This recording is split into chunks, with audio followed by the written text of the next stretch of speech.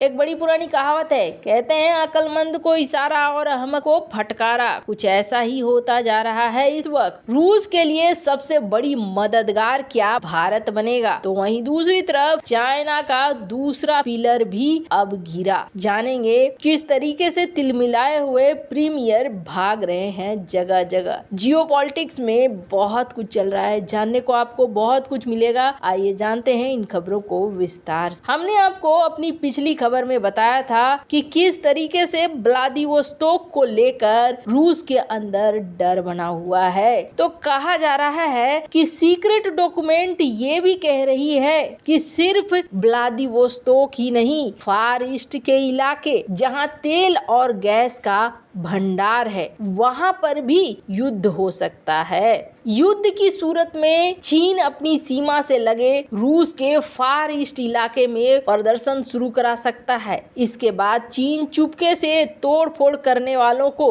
रूसी इलाके में भेज देगा, जो पुतिन की सेना के ठिकानों पर चुपके से हमले करने शुरू कर देंगे। जब ये तनाव अपने चरम पर पहुंच जाएगा, तो इसके बाद चीन अपनी सेना को सीमा पर तैनात कर देगा और रूस पर नरसंहार का आरोप लगाएगा। रूस के कुछ दस्तावेजों से ये भी खुलासा हुआ है कि चीन कजाकिस्तान के रास्ते रूस के पश्चिमी साइबेरिया और यूराल इलाके में हमले कर सकता है। रूसी अधिकारियों का अनुमान है कि हालांकि चीनी सेना का अंतिम लक्ष्य होगा रूस के फार ईस्ट इलाके में कब्जा करना। जुलाई 2014 में लिखे गए एक युद्ध दस्तावेज में कजाकिस्तान और साइबेरिया पर हमले का अनुमान लगाया गया है। इसमें कहा गया है कि चीन चाहता है कि उसे फार ईस्ट इलाके में और ज्यादा जगह मिल जाए ताकि वो अपनी बढ़ती हुई आबादी को वहां बसा सके। रूस का ये इलाका तेल और गैस के अरबों डॉलर के भंडार से भरा हुआ है, जिस पर चीन की नजर है। रूसी मामलों के विशेषज्ञ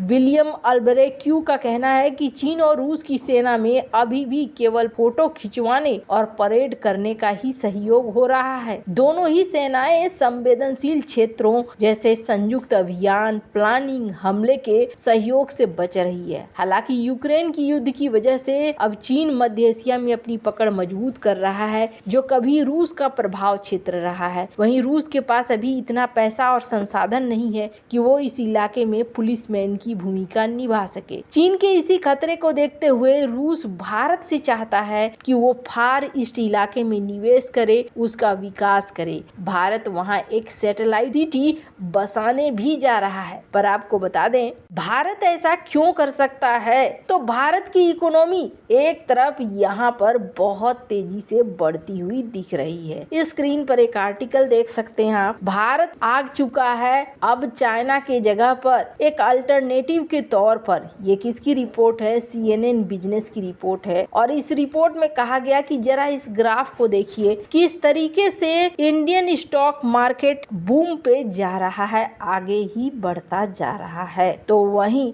ये 2014 के बाद इसने जिस तरीके की रफ्तार पकड़ी है, उस रफ्तार में ये अभी वापस आता हुआ नहीं दिख रहा है। वहीं बात करें चाइना की, तो चाइना का दूसरा बड़ा पिलर भी अब गिरने को यहाँ तैयार दिख रहा है। सबसे बड़ी बदनामी हुई थी चाइना की एवरग्रांड को लेकर, जो कि रियल एस्टेट की सबसे बड़ी जाइंट मानी जा रही थी, लेकिन उससे भी बड़ी जाइंट अब यहाँ पर धराशाही होती हुई दिख रही है। कहा जा रहा है कि इसके भी दिवालिया होने के पिटीशन सामने आ रहे हैं और ये अब कहा जा रहा है कि इसे क्विड किया जाएगा। कंट्री गार्डन के शेयर 12% बुधवार को गिर गए और जिस तरीके से यहाँ कॉन्फिडेंस गिरा है, ये कॉन्फिडेंस चाइना के लिए बहुत ही ज्यादा बुरा कॉन्फिडेंस है। स्क्रीन पर एक आर्टिकल देखिए। चाइना के प्रीमियर अमेरिकी बिजनेस ग्रुप के साथ मिल रहे हैं, मुलाकात कर रहे हैं और कह रहे हैं कि हम बहुत सारे निवेश के लिए आपको सुविधाएं देंगे, आप हमारे देश में आइए, आप हमारे देश को छोड़कर मत जाइए। लेकिन यहाँ सीन कुछ उल्टा दिख रहा है। स्क्रीन पर एक आर्टिकल देखिए। बाइडू हो, अलीबाबा हो, चाइनीज स्टॉक बुधवार को बुरी तरीके से गिरे हैं और इस गिरते हुए स्टॉक के बीच में चाइना के कंट्री गार्डन का ये हाल होता हुआ दिख रहा है। अब एवरग्रांड के बाद कंट्री गार्डन और कंट्री गार्डन के बाद न जाने किसका नंबर हो। आपको बता दें 28 फरवरी 2024 को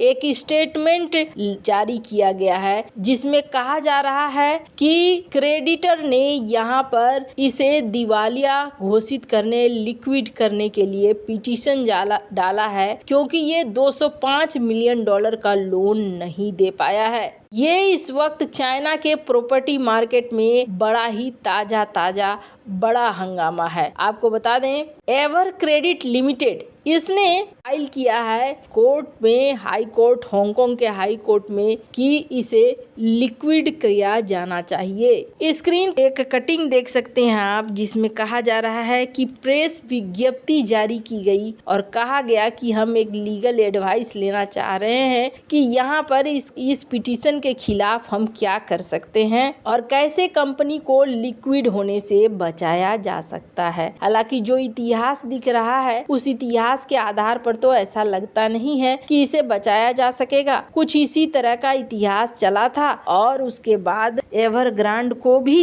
लिक्विड होना ही पड़ा था। स्क्रीन पर निकी एशिया की भी इस रिपोर्ट को देख सकते हैं। लगातार कहा जा रहा है कि इस तरीके की खबरें आ रही हैं और ये चाइना के लिए एक सबसे बड़ी समस्या है। अब आप जरा सोचिए, इनकी दूसरी सबसे बड़ी कंपनी का ये हाल हो रहा है। हालांकि इसके गिरने का मतलब है कि अब शैडो बैंक का नंबर है और शैडो बैंक के बाद नंबर होगा बैंकों का। यही वजह है कि कहा जा रहा है कि बड़े बड़े जो विदेशी बैंक हैं उन बैंकों ने अभी फिलहाल के लिए अपने ऑपरेशंस यहाँ पर रोकने शुरू कर दिए हैं ताकि उन्हें बहुत ज़्यादा नुकसान न झेलना पड़े। 204 मिलियन डॉलर का यहाँ पर झटका दिया है इस कंपनी ने और यहाँ पर एक दूसरे रियल एस्टेट जाइंट का बुरा हाल होने को दिख रहा है। खैर, जहाँ रियल एस्टेट सेक्टर में इस तरीके की समस्या अब एक लंबी समस्या बनने वाली है।